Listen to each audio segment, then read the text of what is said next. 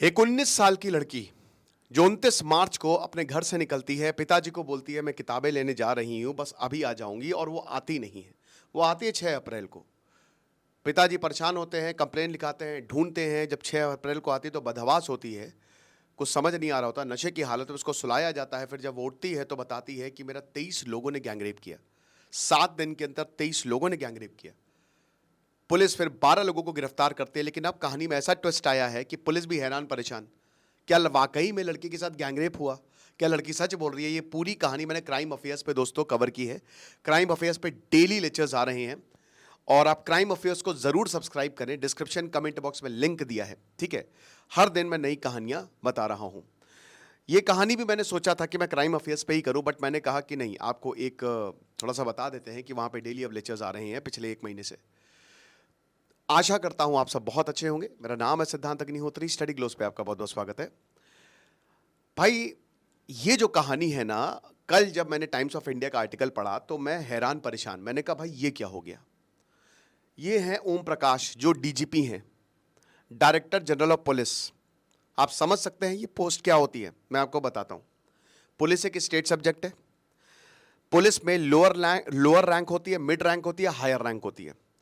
Lower rank पे आपके नायक आ जाते हैं, then constable, then head constable, then ASI, sub inspector, मतलब वही एसआई मतलब सब इंस्पेक्टर, फिर इंस्पेक्टर, ठीक है ना, फिर थाना प्रभारी, ये सब आ जाते हैं।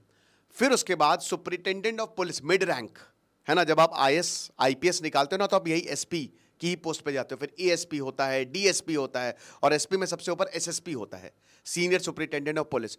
और उसके बाद आते हैं हायर रैंक्स, जिसपे आप पूरा एरिया संभालते हो। समझ रहे हैं? इसमें डीआईजी आ जाते हैं, आईजी आ जाते हैं, और पुलिस की सबसे बड़ा पद होता है director general of police, DGP, जो कि आप एकदम लास्ट में बनते हो अगर आपका ट्रैक रिकॉर्ड बहुत ही बढ़िया हुआ। आप समझ रहे हो? ऐसे आप बन ही नहीं सकते। पूरे राज्य की पुलिस आपके हाथ में है, पूरे राज्य की police. Director general of police सबसे बड़ी पोस्ट होती है पुलिस की। आप समझ रहे हैं? लॉ एंड ऑर्डर पुलिस के हाथ में है। ओम प्रकाश डीजीपी थे, और कहां के डीजीपी थे? कर्नाटक पुलिस के डीजीपी थे। वही कर्नाटक, अभी एक सर्वे आया था, कर्नाटक उसमें सबसे ऊपर था अगर हम जुडिशरी की बात करते हैं, इंसाफ की बात करते हैं, राइट। सबसे नीचे वेस्ट बंगाल था, फिर यूपी था। तो कर्नाटक में ये डीजीपी थे, 1981 बैच के आईएएस ऑफिसर। यूपीएससी निकाला, आईपीएस में इनका सिलेक्शन हुआ, और यहां तक पहुंचे। इनका क्लीन रिकॉर्ड है। जब मैं सर्च कर रहा था तो मुझे ऐसा कोई कंट्रोवर्शियल रिकॉर्ड इनका नहीं मिला, तो काफी क्लीन रिकॉर्ड है इनका, राइट। तभी ये डीजीपी बने भी हैं। अब उसके बाद क्या होता है कि इनकी 3 साल बाद ये आईएएस बने, आईपीएस बने, सॉरी। ये 3 साल बाद 1984 में इनकी शादी होती है। ये बिहार से आते हैं, तो इनकी शादी होती है पल्लवी से। पल्लवी इनकी पत्नी। सब अच्छा चल रहा होता है। इनके 2 बच्चे भी होते हैं। बड़ा बेटा होता है इनका कार्तिकेय, छोटी बेटी होती है इनकी कृति। सब बढ़िया, सब सेटल हो जाते हैं। अब क्या कि जो इनका बड़ा बेटा है, जो कार्तिकेय है, वो अलग रहने लगता है ना। जाहिर सी बात है भाई, हाई लेवल है तो लाइफ भी वैसी ही होती है। लेकिन पिछले 10 साल इनके जिंदगी के बहुत अच्छे नहीं गुजरे। 2017 में ये रिटायर हो गए। 68 साल के, इनकी बीवी 64 साल की हैं। तो 2017 में इन्होंने रिटायरमेंट ले लिया। अब इन्होंने रिटायरमेंट जब लिया तो फिर इन्होंने 3 मंजिला, बैंगलोर में ये एचएसआर लेआउट है यहाँ पे, तो 3 मंजिला घर बनवाया, काफी भव्य घर बनवाया। और वो प्रॉपर्टी जो है इन्होंने अपनी बहन के नाम करवाई। एक प्रॉपर्टी बेसिकली वो इनके नाम या इनकी बीवी के नाम नहीं थी, इनके बहन के नाम थी। ये अपनी बहन से बहुत ज्यादा प्यार करते थे। कहते थे कि भैया, जब सबसे ज्यादा मेरी मां के बाद मेरी बहन ने मेरा ख्याल रखा है। इनकी बहन का नाम है सरिता देवी, सरिता कुमारी, ठीक है। तो प्रॉपर्टी बनाई, बड़ी प्रॉपर्टी बनाई। अब क्या हुआ कि इनके जो डोमेस्टिक मतलब जो रिश्ते थे अपनी बीवी के साथ और अपनी बेटी के साथ, वो बहुत खराब थे। बात बात पे झगड़े होते थे, भयंकर झगड़े होते थे। एक बार तो इनकी बीवी पुलिस थाने में चली गई और वहीं पे ही धरना दे दिया। इनकी बीवी का, पल्लवी का, ये कहना था कि मेरे पति बात बात पर मुझे धमकाते हैं। भाई डीजीपी हैं, जाहिर सी बात है। तो इनके पास एक पिस्टल है, हर किसी को मिलती है लाइसेंसी, जो भी इतनी बड़ी रैंक पे होता है। तो वो बार बार पिस्टल निकालते हैं और कहते हैं मुझे गोली मार देंगे, मुझे गोली मार देंगे। ये होता है, तो मैं क्या करूं आप बताइए। तो पुलिस ने समझाने की कोशिश की, लेकिन ये गई नहीं। तो फिर पुलिस ने समझाया बुझाया कि अरे जाइए, कोई दिक्कत नहीं है, तो फिर इनको भेजा गया। तो ये गई। अब ये झगड़े बहुत ज़्यादा बढ़ते गए। 2017 में भी जब ये पूरा इंसिडेंट, मतलब जब ये रिटायर हुए थे, तो भी बहुत हालत ख़राब थी। अब हालत इतनी ख़राब हो गई कि इन्होंने बोला कि मैं रहूँगा ही नहीं तुम्हारे पास। तो एक कम घर में थोड़ा कम रहते थे, ये अपनी बहन के यहाँ रहने चले गए थे। समझ रहे ना, डोमेस्टिक जो घर का माहौल है इतना ख़राब हो गया था। अभी अपनी घर क्या रहने घर में रहने चले गए थे। तो ये बात है 18 अप्रैल की। इनकी बेटी जो कृति है वो इनके पास आती है, कहती पापा प्लीज़ घर चलिए। ये नहीं मानते हैं, बोले कि नहीं पापा आपको चलना पड़ेगा। शाम 5 बजे की बात है। बोले कि नहीं बेटा मैं नहीं जा पाऊंगा, बहुत दिक्कत है। बोला कि नहीं नहीं प्लीज़ पापा। आप तो अब भाई बेटी है, वो इनका खून है, आप समझ सकते हैं ना। पिता और बेटी का रिश्ता तो सबसे शानदार होता है।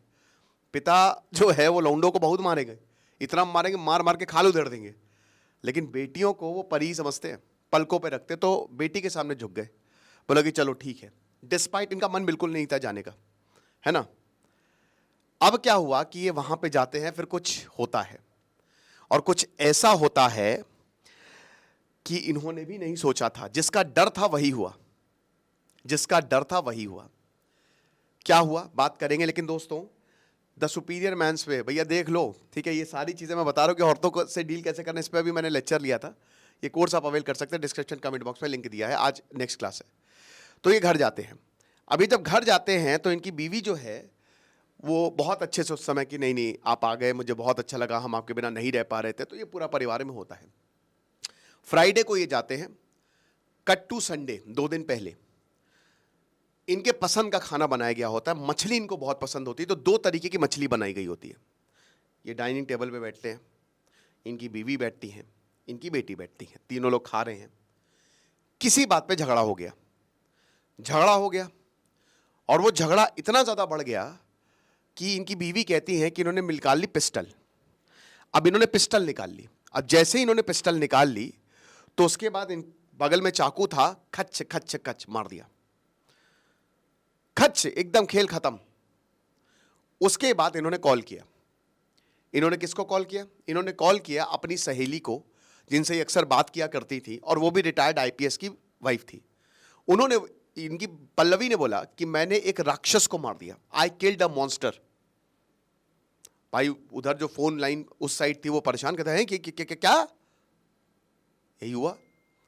फिर फोन काटा, 112 पे कॉल किया, बोला कि मैंने अपने पति को मार दिया है, जो डीजीपी थे आपके महकमे में थे, आ जाइए। दिमाग खराब पुलिस का कि अरे बाप रे, हाई प्रोफाइल मर्डर केस, सब भागते, कमिश्नर साहब भी भागते हैं। तो अब क्या होता है कि ये टेबल पे कुर्सी पे बैठी होती है, सामने लाश पड़ी होती है। तो ये बोलती है बेटी कहाँ है? ऊपर। ऊपर जाते, 3 मंजिल का घर होता है, कमरे में बेटी अंदर, दरवाजा बंद करके कमरे में अंदर होती है, तो निकलती नहीं बाहर कई बार। फिर उसके बाद खट खट खट बहुत तेज, जब दरवाजा खटखटाता है, तोड़ा जाता है, फिर बेटी को बाहर निकाला जाता है। तो बेटी और माँ को हिरासत में ले लिया जाता है। ठीक है, अभी 14 दिन की जुडिशियल कस्टडी में माँ को भेज दिया है। इनके बेटे कार्तिकेय जो हैं उस समय गोल्फ खेलने गए होते हैं, और वो अलग होते हैं। तो उनको फ़ोन किया जाता है, फ़ोन पे बताया जाता है कि भैया तुम्हारे पिताजी की हत्या हो गई। तो भागे भागे आते हैं और देखते हैं, अरे बाप रे बाप, आँख बबूला हो जाते हैं। उसके बाद इनके बेटे कुछ चीज़ें बताते हैं। इनके बेटे एफआईआर लिखवाते हैं और बताते हैं कि मेरी माँ पागल है, मेरी माँ को एक बीमारी है जिसको कहते हैं शिज़ोफ्रेनिया। दिमागी बीमारी का सबसे खतरनाक स्वरूप होता है दोस्तों शिज़ोफ्रेनिया। ये परवीन बॉबी को भी था, ये इसको हनी सिंह को हो गया था। बताता ना कि बहुत खतरनाक। शिज़ोफ्रेनिया एक ऐसी खतरनाक बीमारी होती है ना, मतलब आप समझिए कि कुछ भी हो जाए बट शिज़ोफ्रेनिया ना हो। मॉलिक्यूल्स ऑफ मोर एक बहुत शानदार किताब है, आप उसको पढ़िएगा कि दिमाग कैसे हमारा काम कर रहा है। तो शिज़ोफ्रेनिया में क्या होता है ना कि आपको वो चीजें दिखने लगती हैं जो एक्चुअल में है नहीं। आपको वो चीजें, मतलब आपको भूत दिखने लगेंगे, आपको लगेगा कोई आपको मारने आ रहा है। आप एक समय नॉर्मल होंगे, दूसरे समय एकदम दिमाग खराब हो जाएगा। और इनका इलाज चल रहा था। तो इनको 10 साल से ये बीमारी है, और इनके बेटे ने ये भी बताया कि मेरी माँ और मेरी बहन दोनों डिप्रेशन में। माँ को तो बीमारी है और बेटी, मेरी बहन भी डिप्रेशन में है, दोनों अवसाद में है। तो ये इन दोनों ने मिलकर किया है। मेरे पिताजी ऐसे नहीं थे, बहुत अच्छे थे। इनसे जब पूछताछ की गई तो फिर कुछ और सामने आया। अब असली कहानी सुनिए। जब इनकी ये पल्लवी से पूछताछ की गई, अब पल्लवी ये बताती हैं कि भैया ऐसा है कि झगड़ा हुआ और मैंने ही मारा है। पुलिस फिर देखती है, पुलिस थोड़ा सा तहकीकात भी करती है कि मछली खाई नहीं गई थी, यानी कि खाने से पहले जो है वो झगड़ा हो गया था। तो बताते हैं कि झगड़ा हुआ, ठीक है, पिस्टल तो पता नहीं निकाली कि नहीं निकाली, लेकिन एकदम से बगल में मिर्च का पाउडर पड़ा हुआ था, तो मिर्च का पाउडर लिया और दे मारा और आंख में लग गया। आंख में लग गया तो ये तड़पड़कने लगे भाई, इनकी आंखें जलने लगी बहुत ज़्यादा। उसके बाद चाकू उठाया, जो नाइफ, कॉमन नाइफ होता है ना, ठीक है, किचन नाइफ, 10 बार चाकू घोपा, वार किया, हर जगह से खून निकला। वो लेट गए डीजीपी साहब, ये कुर्सी पे बैठ गई। 20 मिनट तक वो तड़पते रहे और ये बैठते देखती रही। कितना भयावह मंजर होगा, आप सोच के देखिए जरा, ठीक है। ऐसा लग रहा है ना कि शैतान मंडरा रहे हैं। तो वो देखती रही, बस मर गई, मर गए डीजीपी साहब। उसके बाद इन्होंने कॉल किया। अब इनके बेटे ये भी बताते हैं कि मेरे पिता को ये हमेशा धमकाती थी, डेथ थ्रेट्स देती थी कि तुमको मार दूंगी, तुमको मार दूंगी, इस तरीके से। और इसीलिए मेरे पिताजी जो है वो यहाँ नहीं रह रहे थे, वो अपनी बहन के घर में रह रहे थे। अभी पिछले ही हफ्ते इन्होंने धमकी दी थी कि मैं मार दूंगी तुमको। ये हिसाब किताब है पूरा। गृह कलेश, प्रॉपर्टी वाला भी एंगल है। तो अब हालांकि पुलिस जांच करेगी और बताएगी क्या सच्चाई है, लेकिन दोस्तों मैं आपको एक और चीज़ थोड़ा सा समझिए। हम लोगों को लगता है ना कि हम डीजीपी हो जाएं, मतलब हम आईपीएस हो जाए, आईएएस हो जाए, क्या ज़िंदगी है, नेताओं की क्या ज़िंदगी है। ये होता है असली में। आप कितने भी बड़े ओहदे पे पहुंच जाए, लेकिन इसकी गारंटी नहीं कि आप खुश रहेंगे कि नहीं रहेंगे। आप कुछ भी हैं, लेकिन अगर आप खुश हैं ना, तो आप भगवान को शुक्रिया अदा करिए कि मेरी ज़िंदगी बहुत अच्छी चल रही है। ये है। आप सोच सकते हैं कितना टॉक्सिक एटमॉस्फेयर होगा घर का, कितना ज़्यादा। बहुत अनफॉर्चुनेट है, लेकिन यही है। अब देखेंगे जांच में क्या सामने आएगा। कोई भी अपडेट होगा तो मैं आपको जरूर बताऊंगा, लेकिन क्राइम अफेयर्स पे बताऊंगा। तो क्राइम अफेयर्स को जरूर सब्सक्राइब करें। चैनल का लिंक डिस्क्रिप्शन कमेंट बॉक्स में दिया है, बाकी आप हमारे कोर्स को भी अवेल करें, क्योंकि नेक्स्ट क्लास जो है पोलैरिटी और एनर्जी की, वो आज होगी। खुश रहिए, पढ़ते रहिए। दिस इज सिद्धांत अग्निहोत्री साइनिंग ऑफ।